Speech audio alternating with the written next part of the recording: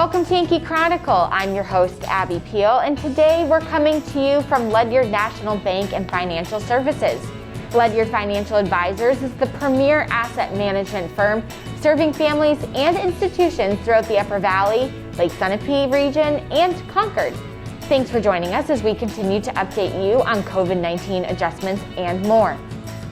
This week, we'll visit Doug Phillips, Chief Investment Officer of this top management firm providing integrated investment, tax, banking, and wealth management services.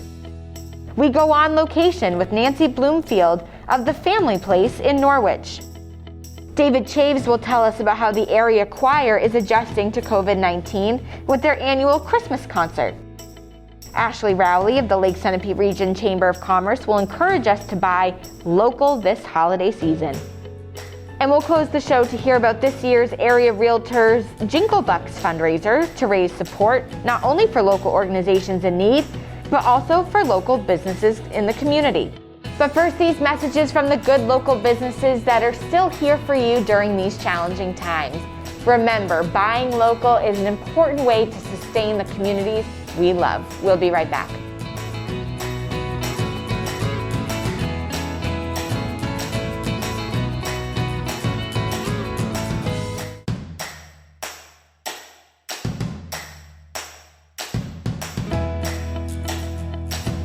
Welcome back to Yankee Chronicle, coming to you from Ledyard Bank here in Hanover, and I'm your host, Abby Peel. And joining me now is Doug Phillips, who's the Chief Investment Officer at Ledyard. Hi, Doug. Hello, good to be here. Thanks for having us. Thanks for being our host. This is exciting to be in somewhere public for us, so we're excited. Exactly. So as the Chief Investment Officer here, how do you oversee Ledyard Financial Advisors, and tell us a little bit about how you work with those clients? Yeah, we select investments and we build portfolios to help clients meet their goals. Mm-hmm. All of our clients are different. They have different financial circumstances. So there's a lot of customization that takes place. For example, for a younger client, we may build a growth portfolio to help them build wealth over time. Sure. For someone that's retired, we build a more stable portfolio that provides steady income. And many of our clients would like to align their investments with their values. In those cases, we invest in companies that have strong social governance, and environmental practices. Interesting.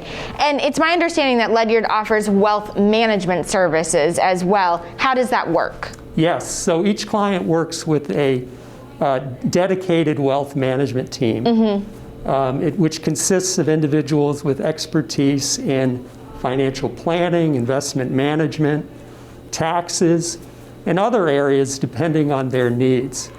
This integrated approach, I think our clients really like it. Sure. It helps keep them organized, make sense of the complexity that comes with wealth management. We have a lot of videos on our website that go into more detail about how we work with clients. Oh, that's great. So someone could go check them out there. Yeah. And as we all know, 2020 has been quite the year for all of us. And with a global pandemic, the stock market has seen some huge swings. What has that done for your clients, and what's that telling you? So we've been talking to a lot of clients, and in the meetings, we're telling them that we're just so proud of them. This has been a really emotional year. We've all worried about the health of our families. Sure. The stock market fell 30%, more than 30% in 30 days. Wow. We had a deep recession and a contentious election. Right. Many investors really struggle to stay on track during volatile times. They react emotionally. They sell assets at the wrong time. Oh, interesting. This year, the stock market bounced back in just 5 months. Our clients hung in there. Good. And they made out well, so we're very pleased with them. And how does Ledyard strive to help people during these unusual times? So there's a few things we do. One is we spend a lot of time getting to know our clients. We want to understand their goals, their preferences, how they feel about risk. Yes. And we then sit down with the clients and work with them to develop an asset allocation. Asset allocation is the mix between stocks, bonds, and other assets. Okay. And it's really important because it's the most important determinant of both risk and return. But if we can get that just right for them, we feel that will stick with it over time. Additionally, we touch base with them all the time to help them stay on track. Good. When the markets become volatile, we step up the communication. Sure. This year, we've had many, many conversations with our clients. They've gone far beyond investments, which is great. We want to be a part of our clients' lives. Sure. That's really nice. And I think a lot of people have big hopes for 2021 that is just a couple weeks away. And so what are you telling clients to expect come the new year? Yes, so for 2021, we're actually quite optimistic. We're concerned right now because virus rates are moving up. That can lead to more market volatility. But we've gotten news about 2 vaccines that's very positive. We think there'll be additional good news. So we think it'll be a decent environment. However, we are telling our clients as we think further out on the horizon that the next 10 years returns are likely to be lower than they were in the prior 10 years. Gotcha. Stock market valuations are high, bond yields are low, which suggests lower returns. So it's going to be harder but we're going to have to work really hard to produce those returns. And does this change how you'll invest, how your clients will invest and how you work with them in the future? Yeah, it's going to be a time when we really need to make sure portfolios are fresh. Sure. And have a lot of new ideas to help boost our clients' returns. Yep. Which will require a lot of thought and care. We think that it will be a time when leadership changes in the market. Right. Many of the winners of the last decade may not perform so well. We think other areas that had not performed well, like international or value stocks, are poised to do much better. Oh, interesting. And from a wealth management perspective, we think the value of our integrated services will be more important than ever. Because it's going to be a time to really mind the details in a low return world. Right. And pull as many levers as possible to help them succeed. Well, Doug, I have big hopes for 2021 and the future here, and we really appreciate just the rundown of all you've given us from an investment standpoint, and thank you for joining us. Well, thank you. I enjoyed our conversation. Thank you. When we return, we'll head over to the Family Place, where their goal is to ensure that all parents have the skills they need to raise healthy children and become healthy adults. Please stay with us.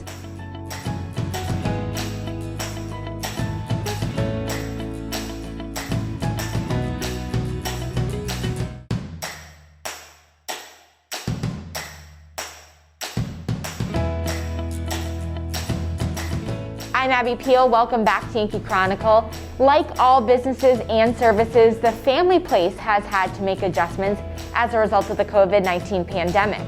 They will continue to provide services remotely, but they have resumed some on-site activities and programs under Vermont OSHA and CDC guidelines. Give them a call if you want to know more. Now let's hear from Nancy Bloomfield, the Executive Director.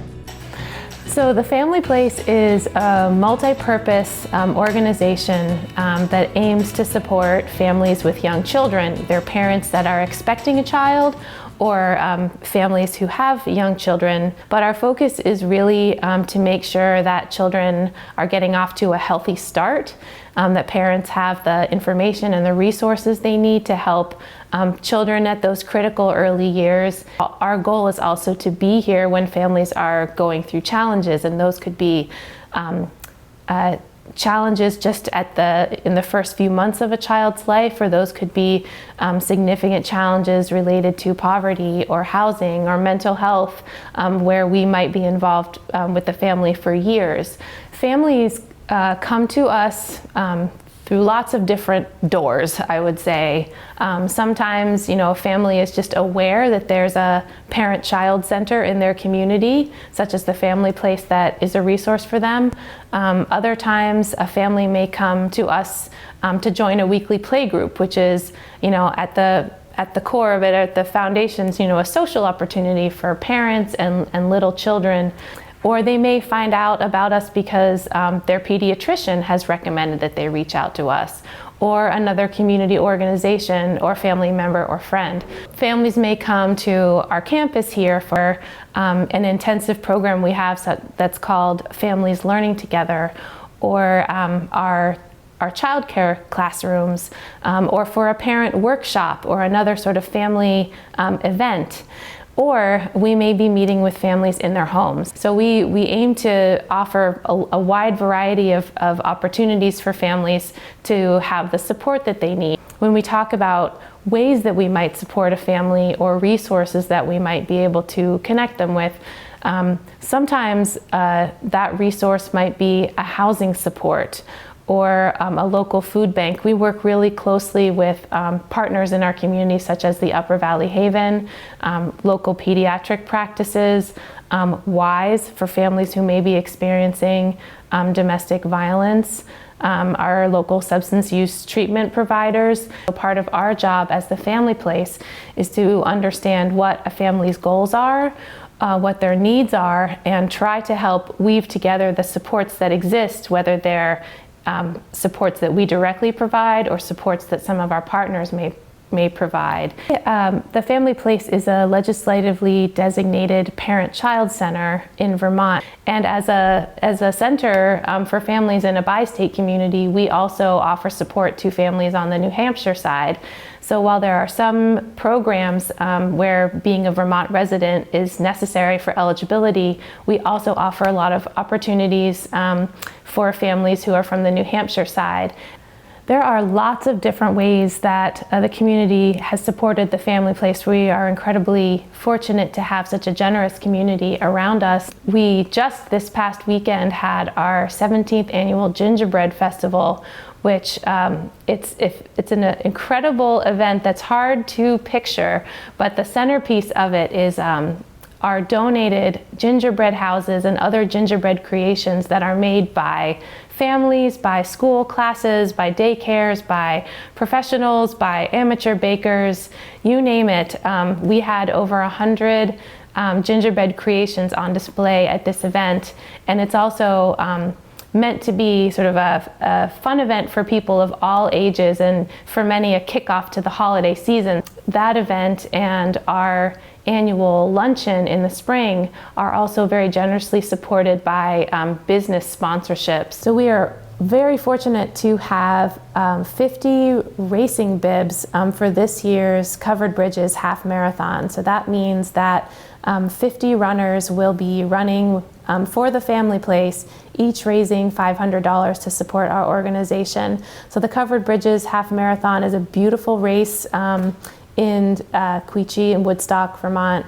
It always takes place the first weekend in June. So if anyone out there is a runner and would like to support us, please give us a call. So this is an organization that really survives on the generosity of our donors, our volunteers, our business sponsors, and many others who have been involved for many years or just getting involved with us who care a lot about kids and families. If anyone is interested in finding out more about what we do or learning more about how you can get involved, please go to our website or to our Facebook page or give us a call. We love showing people our campus here and walking around for an informal tour. Would love to hear any questions or tell you more about what we're doing here. Thanks, Nancy. The Family Place's Gingerbread Festival auction has moved to online. From now until December 9th at 4:30 p.m., you can bid on great items that will help support their good work. Find out more at 32auctions.com/2020 Gingerbread Festival. When we return, we'll hear the unique way the area choir will bring you the sounds of the season this year. And Christina O'Halloran will tell us about the realtors in our area how they'll help support organizations and businesses with their Jingle Bucks fundraiser. Now, a few words from some of the good folks that help your Yankee Chronicle meet its challenges and theirs.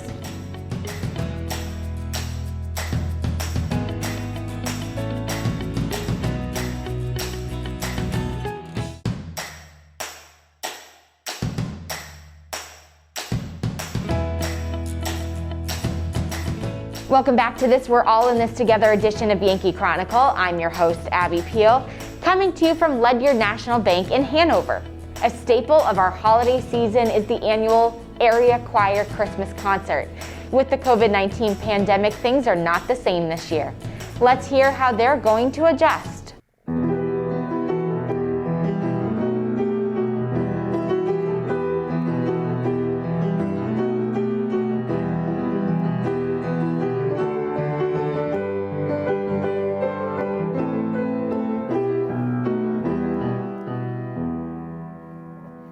Hi, I'm David Chaves, Music Director for the Area Choir.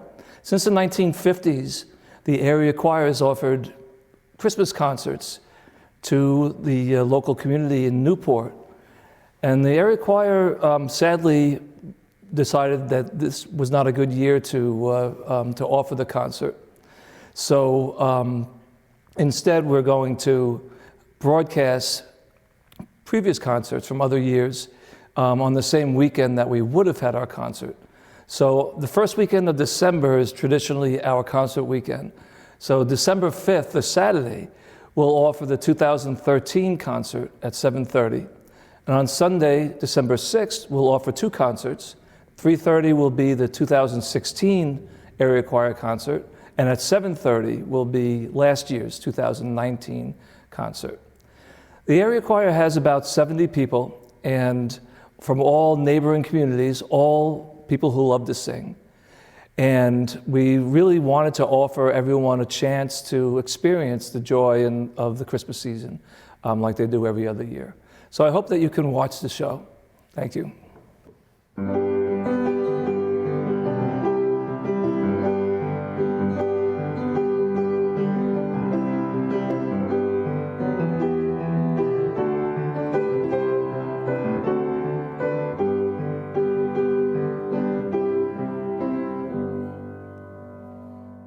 Thanks, David. What a great idea. And we at YCN are happy to be part of their solution.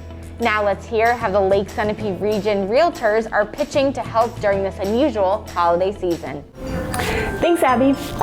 Jingle Bucks is back for 2020, and as Abby mentioned, it is brought to you by the Sunapee Region Board of Realtors and our business partners, and it's an annual fundraiser that helps raise funds for food pantries, scholarship programs, and other vital organizations in our local communities.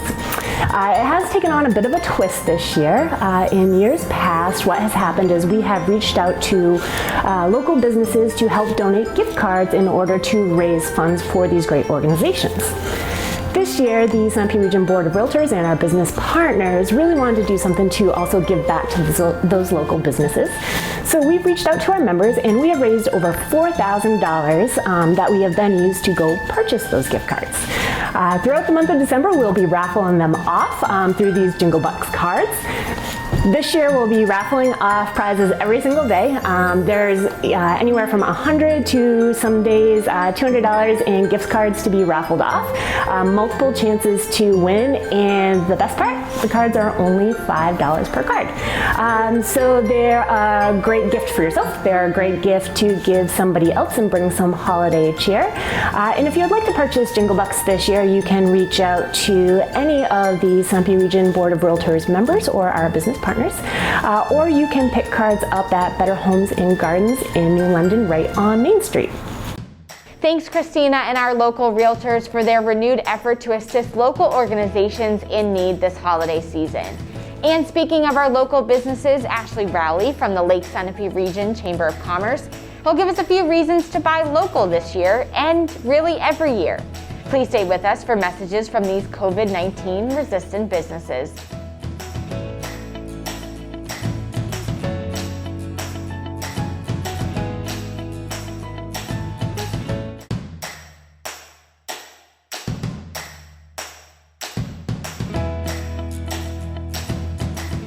Welcome back, I'm Abby Peel.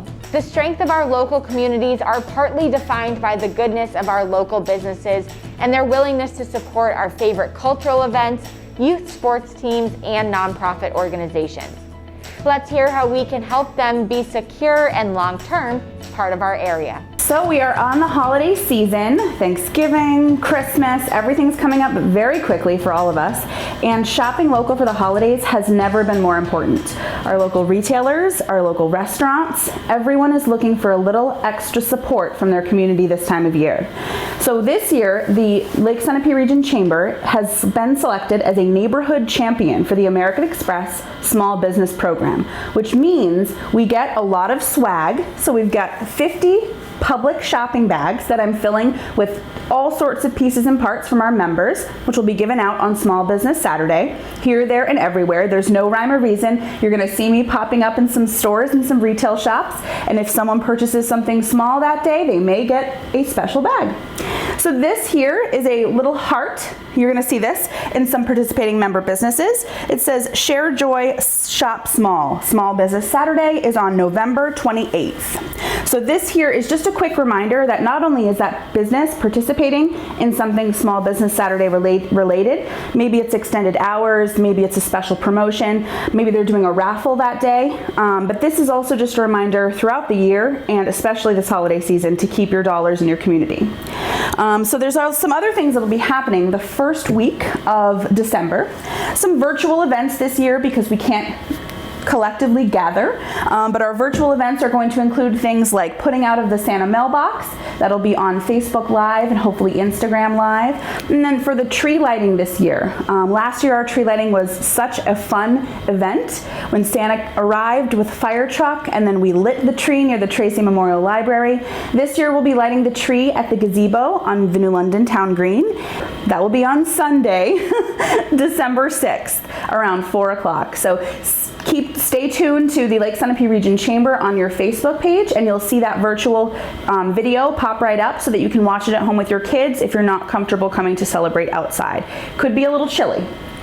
And then we also have a few local things that are going on. The New London Inn and Coach House Restaurant is going to be doing a Santa luncheon. So if you're interested, similar to going out to dinner or going out to breakfast or lunch, but you can bring your child with you, and Santa will be at this particular luncheon. And that's going to take place on Saturday, December 5th. So lunch with Santa is going to be an excellent opportunity for the kids to be in a safe location, socially distanced. They might not be able to sit on Santa's lap this year and ask for their favorite gift or toy, but you'll be able to at least experience a little bit of the magic and joy this season.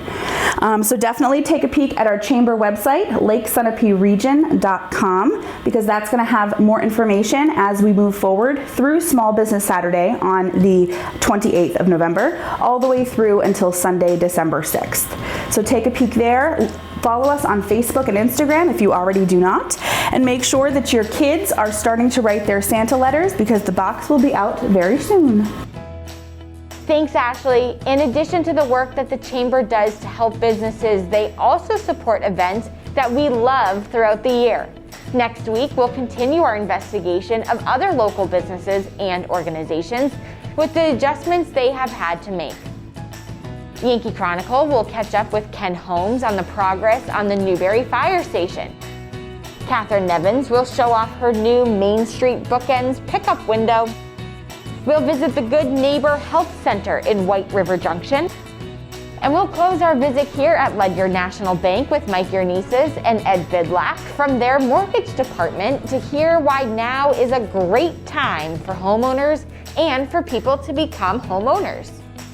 Don't miss our game of the week, Sunday and Monday at noon and 5 p.m. with a replay of the 2020 football game between the Lebanon Raiders over the air, on cable, or on our website.